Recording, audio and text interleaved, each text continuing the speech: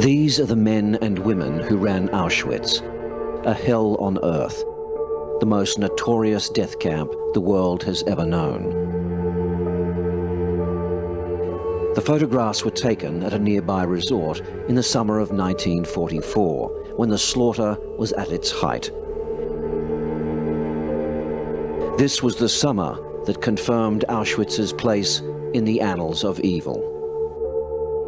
You know, you look at these pictures, they look almost like normal people.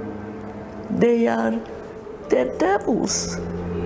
There's something in human flesh, because how you could sit there and know what's happening to people there and enjoy.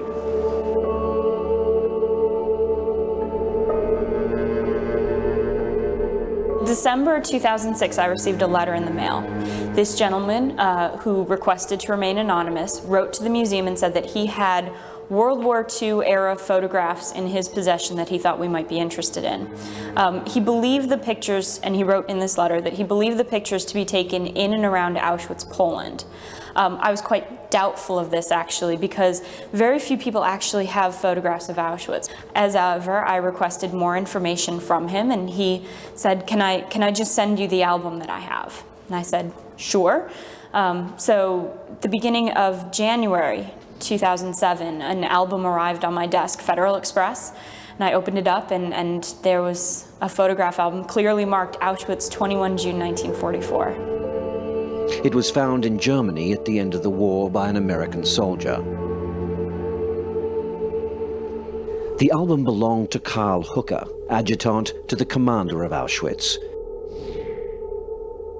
His job was to know everything before the commandant did, and to make sure that things ran smoothly for his boss. The other jobs he had was he supervised a team of women known as Helferinen, and they were the telecommunications specialists. They were in charge of all communications inside and out of the camp.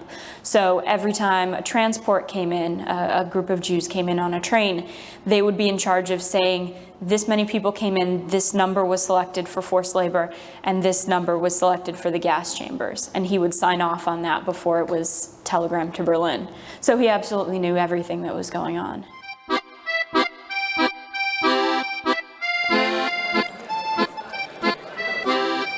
I think the most chilling thing is the time period that this is taken. These are not random officers who are at this resort. This is the peak. This is the A-team. This is people who were brought in specifically for the summer of 1944. By this point, at least in terms of Birkenau's killing capacity, it reached its apex.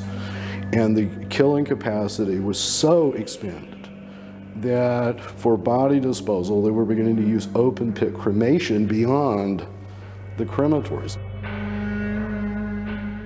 In those photographs, I recognized Dr. Joseph Mallel.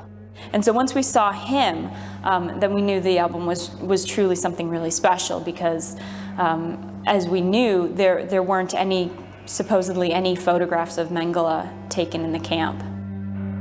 Mengele, known as the Angel of Death, conducted heinous medical experiments on women and children.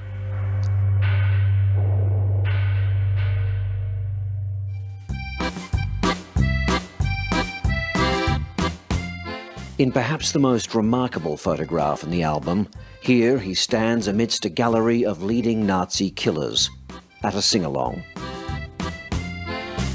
Now, the front row of the album, to me, is the most interesting because it's the hierarchy, but they're all in a row, they're all lined up, they're all smiling and laughing at this sing-along. I mean, at the end of one of the most horrific periods of murder in one place in human history. It's astonishing, the photograph. Besides Joseph Mallel, whose face is quite well known, probably the most important person that I recognized was Rudolf Höss, who was the founder of Auschwitz as a concentration camp. That's, I think, 13 and 26 June. A year after first viewing them, researchers at the Holocaust Memorial Museum are still finding new clues in these rare photographs. And look at this guy. Isn't that Inno Lolling? Take the cap off.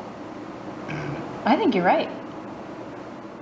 Not long after this picture was taken, Regina Spiegel, an 18-year-old Polish Jew, was deported to Auschwitz.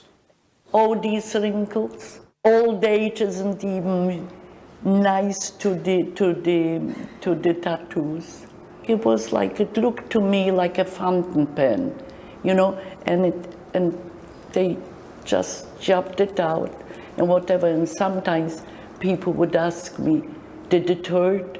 I said, this was the least of our problem. We had other problems. This was the least of our problems. There were no sing-alongs in Regina's world, only a deep, dark abyss from which she thought she'd never emerge. Just how dark that abyss was can be seen in the only other Auschwitz album known to exist.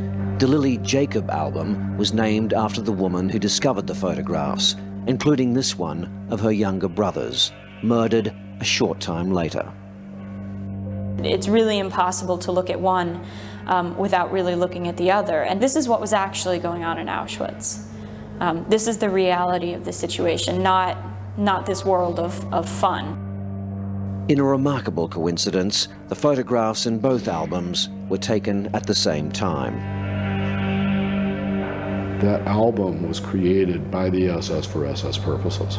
It was created to, presumably, to document what a selection process looked like from the beginning until just to the antechamber of the gas chambers. Between the middle of May and the beginning of July 1944, 437,000 Hungarian Jews were sent to Auschwitz.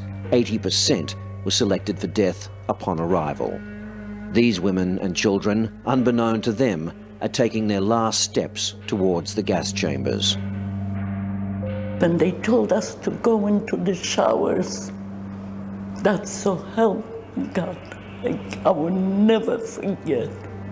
It was the first time that I pushed myself in because I figured maybe they are burning us, so I figured might as well do it to me first so I don't hear anybody else scream. And of course, I came out wet, minus my hair. And of course, that's when they put my number on. But that was Auschwitz for me.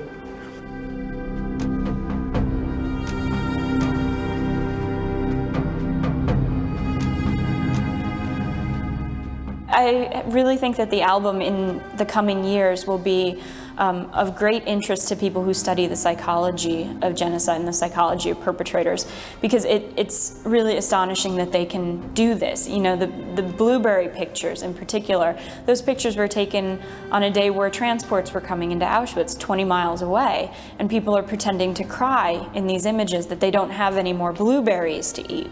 I mean, the duality of this is astonishing. So I think the album also raises questions of bystander. You know, are these girls as guilty as the people putting the Zyklon B in the gas chamber? I mean, they're at Auschwitz, they know what's going on.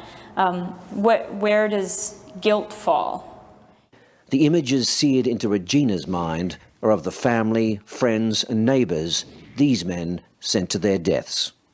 I could see their haunted faces. And you know, it's a funny thing, when they took him away, they didn't beg them for mercy because they knew there was no mercy. But they turned around to us when we were still standing on the chapel. Please remember us. Remember us. Because nobody likes to go into oblivion, not to be remembered. And that's one of the things that's really difficult about this album and raises so many questions, because they don't look evil in this album. They look like normal people, like you and I. And that how does a person get to that point where that mass killing is socially acceptable and morally acceptable to a person?